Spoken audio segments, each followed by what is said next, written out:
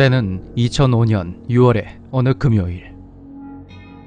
난 수업을 마치고 친구들과 함께 학교 밖으로 나왔다. 늘 어울려 다니던 나의 절친 4명은 어디에 갔는지 보이지가 않았다.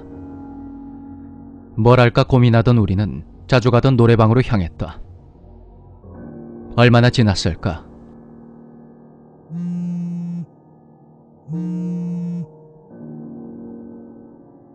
주머니에 넣어둔 휴대폰이 울리기 시작했다. 나의 가장 친한 친구인 남석이의 전화였다. 난 휴대폰을 들고 밖으로 나갔다. 남석아. 야, 니 지금 어디고? 네? 친구들이랑 사거리 노래방이다. 왜? 야, 지금 그러고 있을 때가 아니다. 니 어제 기현이 학교 조퇴하고 간 거 알지? 표정이 진짜 안 좋던데. 왜? 무슨 일 있나? 어제 기현이 아버지 돌아가셨단다. 그래서 전화 받고 간 기다. 니도 빨리 온나? 가봐야지. 기현이 아버지께서? 갑작스럽고 충격적인 소식에 난 잠시 할 말을 잃었다. 우리는 병원 앞에서 만나기로 하고 난 노래방에 있는 친구들에게 사정을 설명한 뒤 버스 정류장으로 달려갔다. 녀석을 어떻게 위로해줘야 할까? 하지만 차가 너무 막혀버려서 약속 시간이 벌써 30분이나 지나버렸다. 나는 한정거장 전에 내려 병원을 향해 뛰어갔다. 병원이 할머니 댁 근처에 있어서 그곳 지리를 대충 알고 있었기 때문이다. 나는 병원 입구에서 만난 3명의 친구들과 함께 빈소로 들어갔다. 야, 기현아. 나는 퉁퉁 부은 눈으로 가족들과 함께 우리를 맞이해주는 기현이에게 위로가 될 수 있는 모든 말들을 해주려고 애를 썼다. 기현이는 의외로 담담한 모습으로 와줘서 고맙다며 우리를 반겨주었다. 우리는 자리에 앉아서 음식을 먹으며 이야기를 나누었다. 너무도 우울해 보이는 기현이에게 일부러 장난도 치고 농담도 하고 있는데 문득 빈소 안쪽에 있는 영정 사진들이 내 눈에 들어왔다. 1번 빈소에는 어떤 할머님이, 2번 빈소에는 기현이의 아버님이, 그리고 3번 빈소에는 어떤 젊은 여자의 사진이 걸려 있었다. 무척이나 젊어 보이는 여자는 얼핏 보기에도 연예인만큼 예쁜 얼굴이라 자꾸만 사진 쪽으로 시선이 갔다. 헐. 야, 저 여자도 죽었나 보네. 나이도 어려 보이는데 저렇게 예쁜 여자가 왜 죽었을까? 그러게. 와, 근데 진짜 예쁘긴 예쁘다. 저렇게 예쁜데 죽은 거 보면 어디서 몹쓸 짓 당하고 충격으로 자살한 거 아닐까? 야, 니 무슨 말을 그렇게 하노? 아, 왜? 장난이다, 장난. 그렇다. 그때 나는 장난으로라도 절대 해선 안 될 말을 해버렸던 것이다. 그렇게 수다를 떨다가 병원에서 나오니까 시간은 이미 밤 11시가 넘어 있었다. 친구들은 저마다 집으로 가고 택시를 잡은 남석이에게 10,000원을 빌려주고 나니까 현금이 3,000원밖에 남지 않았다. 아씨, 집 가는 버스도 끊겼고 이걸로는 택시 타고 집까지 못 가겠는데. 뭐 어쩌노. 집에 전화를 해봤지만 부모님은 일찍 주무시는 편이라 통화가 되질 않았다. 난 고민 끝에 근처에 있는 할머니 댁에서 하룻밤 자고 가기로 하고 택시를 탔다.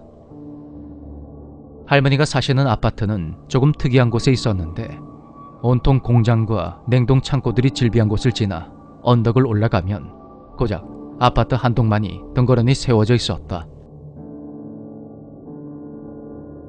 언덕 위에 있는 아파트다 보니 주변은 온통 산이었다.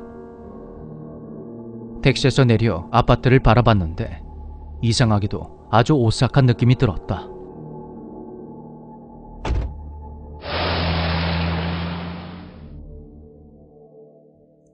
나를 내려준 택시가 떠나가고 난 아파트 입구를 향해 걸어갔다.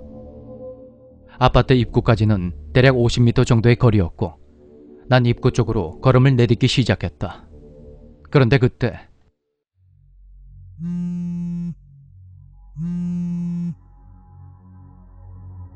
이 시간에 누구? 주머니에서 휴대폰을 꺼내보니 화면에는 생전 처음 보는 이상한 번호가 표시돼 있었다. 뭐고 이거? 여보세요? 하지만 아무 소리도 들리지 않았다.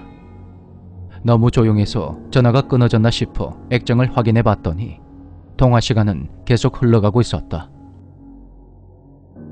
여보세요? 누구세요? 이번에도 역시 아무 소리도 들리지 않았고 난 전화를 끊어버렸다. 그런데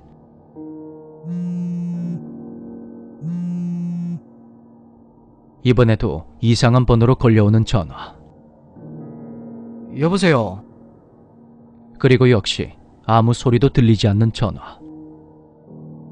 야, 어떤 새끼가 장난질이고? 잡히면 뒤진다. 난 짜증을 내며 전화를 끊어버렸고 휴대폰을 주머니에 넣었다. 하지만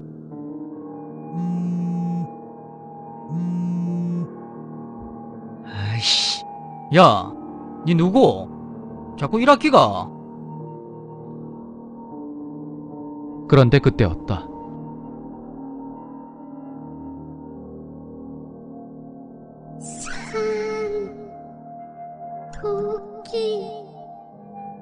토끼야.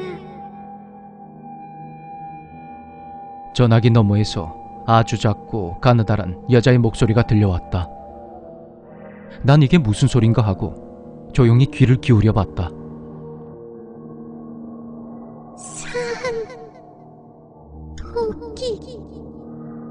토끼야.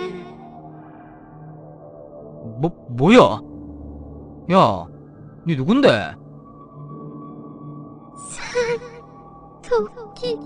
토끼야. 여자는 내 물음에는 대답하지 않았고 계속 산토끼 동요만을 중얼거린다.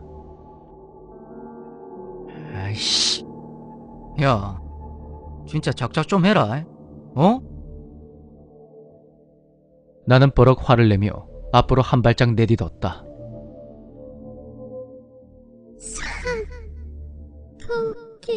토끼야. 어디를 가느냐? 너무도 소름 끼치는 그 목소리에 등 뒤쪽으로 식은땀이 흘러내렸다. 난 그 자리에 잠시 멍하니 서서 여자의 목소리를 듣고만 있었다.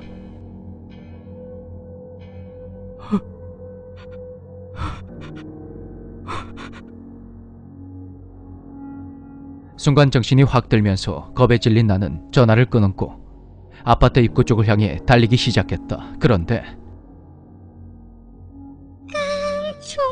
깡총깡총 뛰면서 어디를 가느냐? 방금 분명히 전화를 끊었는데 그 목소리가 아주 선명하게 들려왔던 것이다. 마치 바로 내 옆에서 귀에 대고 말하는 것처럼 말이다.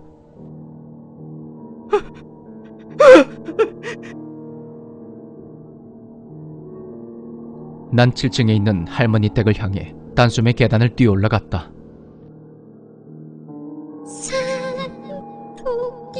토끼야. 어디를 가느냐?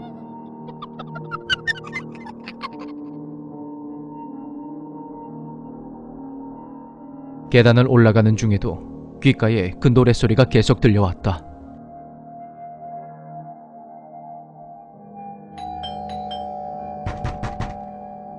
할머니! 할머니! 할머니! 누구세요? 더 이상 참을 수 없다고 생각했을 때 다행히 할머니께서 문을 열고 나오셨다. 할머니를 본 순간 긴장이 풀려버린 나는 할머니에게 안기를 했다. 할머니! 그런데 할머니께서 놀란 눈으로 나를 보시더니 대뜸 나를 밀쳐내시는 것이다. 니 거기 꼼짝 말고 있어라. 그렇게 집 안으로 헐레벌떡 뛰어가신 할머니는 소금을 한 바가지 들고 오셔서는 나에게 마구 뿌리셨다. 할머니, 왜 그러세요? 가만히 있어라. 가만히 있어라. 인연이 왜 여기 붙어서 안 가노? 난 아직도 그때 할머니께서 중얼거리신 그 말을 잊을 수가 없다. 그렇게 한참 후에야 난 집 안으로 들어갈 수가 있었다. 할머니는 겁에 질린 채 부들부들 떨고 있는 내 손을 잡으며 이렇게 물으신다. 아가, 니 오늘 어디 갔다 왔노? 사람 죽은 데 갔었나? 네. 그러면 니 혹시 거기서 죽은 사람 흉 봤나? 그런 할머니의 물음에 난 대답 없이 고개만 끄덕였다. 아이고, 이놈의 자식아, 왜 그런 행동을 했었노? 참말로 큰일 치를 뻔했다.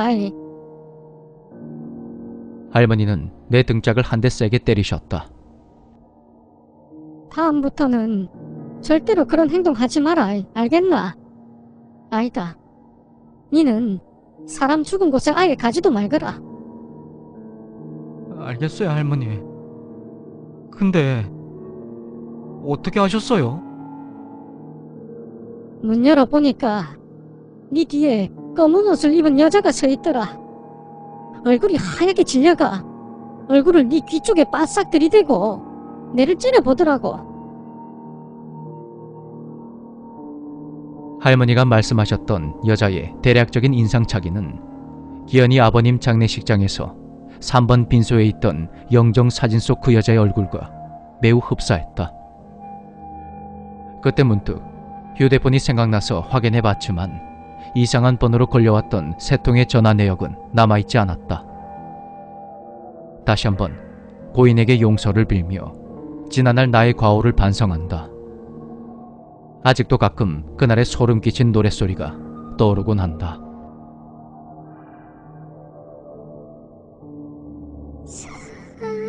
토끼 토끼야